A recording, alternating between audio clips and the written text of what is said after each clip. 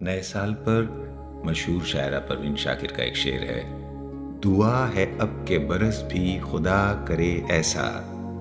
दुआ है अब के बरस भी खुदा करे ऐसा, तू मेरे साथ रहे और कोई दुआ न करूं। बड़ी से बड़ी दुआ के कबूल हो जाने की खुशी से भी बड़ी खुशी है महबूब का साथ होना। देखिए शायरी कैसी घुमावदार जिंदगी की पेचीदगियों को सरलता से आपके दिल तक उतार देती है। अपने माशूक अपने आशिक का साथ हो तो दुआओं की क्या जरूरत। दुआ है अब के बरस भी खुदा करे ऐसा, तू मेरे साथ रहे और कोई दुआ न करूं। खुदा करे आपकी दुआ भी नया साल कबूल करे।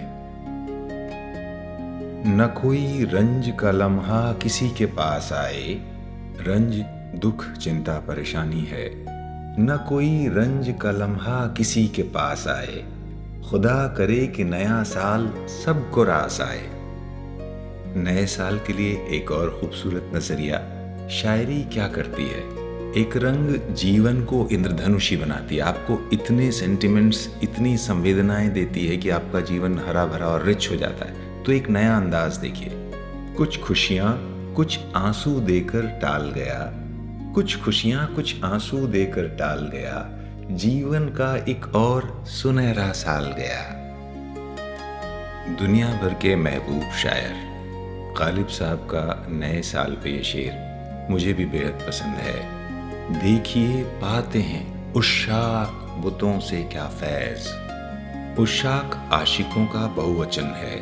बेसिकली गालिब साहब रसिक लोगों को, एडवेंचरस सोल्स को, जो लीक पे नहीं चलते जिंदगी के साथ एक्सपेरिमेंट्स करते हैं, उनका संदर्भ यहाँ दे रहे हैं उस शाकों के रूप में। यानी जो भी डिफरेंटली जीना चाहता है, जीवन को महसूस करना चाहता है, वो शाक है। फैज का अर्थ होता है लाभ या फायदा। तो जो एडवेंचरस बीइंग्स हैं, जो नॉन बिलीवर्स हैं, जो जीवन के साथ एक्सपेरिमेंट करते रहते हैं, उनको भाग्य क्या देखता है ये देखना है, गालिब साहब कह रहे हैं। देखिए पाते हैं उशाक बुतों से क्या फैज। बुतों से फैज, मूर्ति पूजक तो भगवान पे भरोसा करते हैं और हुई है वही जो राम रचि राखा की लीक पर उनकी जिंदगी चलती रहती है। कोई विद्रोह नहीं, कोई नयापन, जीवन को अपने सिरे से समझने का कोई अनुक्रम नहीं। और देखिए एक शेर भी जीवन बदल सकता है। इनफैक्ट शायरी के साथ सबसे खूबसूरत बात यह है कि धीरे धीरे कब आपकी जिंदगी आपकी समझ के हिसाब से बदल जाती है आपको पता भी नहीं चलता। और यहाँ गालिब साहब यही काम कर रहे हैं, आपको बिना बताए आपके अंदर की केमिस्ट्री, आपके समझ के डीएनए को चेंज कर रहे हैं। नए साल की बधाई देते हुए भी वो आपको जीवन की अन्वेषणा के लिए इन्वाइट कर रहे हैं। बिरहमन यानी नजूमी यानी ज्योतिष जो बताता है कि भविष्य कैसा हो। एक ब्राह्मण ने कहा है कि ये साल अच्छा है। देखिए पाते हैं उशाक बुतों से क्या फैज। एक ब्राह्मण ने कहा है कि ये साल अच्छा है। संभावना तो है, एक ज्योतिष ने आश्वासन तो दिया है कि ये साल अच्छा है, लेकिन हम इस साल से क्या निकाल पाते हैं, इस साल से कितना रस निचोड़ पाते हैं जिंदगी का, ये आशिकी की कला है। और आशिक सिर्फ स्त्री का नहीं हो या स्त्री पुरुष के प्रेम की ही बात नहीं हो रही, आशिकी किसी काम से हो सकती, जैसे कि गालिब को शायरी से थी।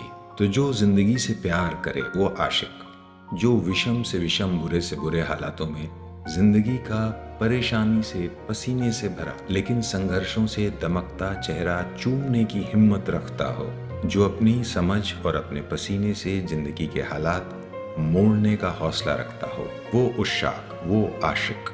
अब फिर से नजर डालिए और शेर आपको नए रंग में नजर आएगा। देखिए पाते हैं उशाक बुतों से क्या फैज। एक ब्राह्मण ने कहा है कि ये साल अच्छा है।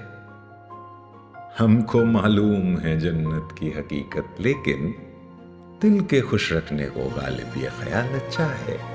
यहाँ शेर अपने आप में एक कहानी छुपाए हुए है। जन्नत की हकीकत क्या है? जन्नत तो बहुत अच्छी है। क्या जन्नत की असलियत सच्चाई उससे उल्टी है जो कि बताया जाता है? जी हाँ, गालिब साहब ही दिखा सकते हैं, कोई ज्ञानी समझदार ही दिखा सकता है। और इसके लिए फिर एक शेर है गालिब साहब का, जिसमें लाखों बरस की हूरें हों, ऐसी जन्नत का क्या करे कोई।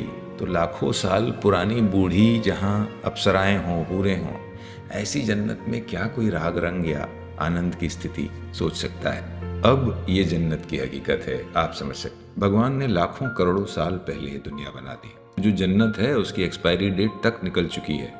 हमको मालूम है जन्नत की हकीकत, लेकिन दिल के खुश रखने को गालिब ये ख्याल अच्छा है। अपने आप को बहलाने की बात है, दिल को कुछ देर खुश रखने के लिए ये अच्छा मशगला है। ये बात उन लोगों के लिए है जो कपोल कल्पनाओं में, झूठी संभावनाओं में विश्वास रखते हैं, या बड़े बड़े वादे, बड़े बड़े रेजोल्यूशन नए साल पर बड़ी आसानी से कर लेते हैं। निभाना अलग किस्म की सच्चाई है, कठोर श्रम करना अलग तरह की दृढ़ता की बात है। इस बात की तरफ इशारा भी गालिब साहब कर रहे हैं, या ये शेर कर रहा है। नए साल के स्वागत में कतील शिफाई साहब का अंदाज देखिए। ए जाते हुए साल, ठहर, तुझको मैं क्या दूं?